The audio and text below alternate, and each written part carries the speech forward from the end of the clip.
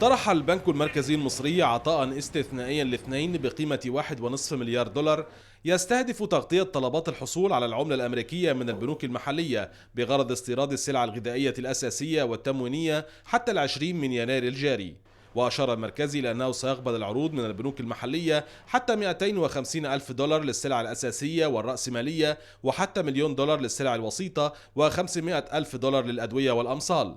من ناحية أخرى أشار الخبراء إلى أن هذا القرار أدى إلى تراجع فوري بالسوق السوداء، واستطاعت البنوك أن تلبي طلبات العملاء الدولارية على قوائم الانتظار، وحافظت على استقرار أسعار الدولار لديها، حيث تراجع سعر الدولار في السوق السوداء بشدة أمام الجنيه إلى 7 جنيهات و17 قرشا من 7 جنيهات و37 قرشا في المعاملات الصباحية، وذلك بعدما طرح البنك المركزي المصري العطاء الاستثنائي. كما أعلنت الحكومة المصرية بالأمس أنها أغلقت 13 شركة صرافة لمدة تتراوح بين 4 و8 أسابيع لتلاعبهم في أسعار العملات، وبلغت الاحتياطيات الأجنبية 17 مليارا و30 مليون دولار في ديسمبر كانون الأول، وهو أدنى مستوى منذ تدفق مساعدات خليجية بعد الإطاحة بالرئيس السابق محمد مرسي في 3 من يوليو تموز.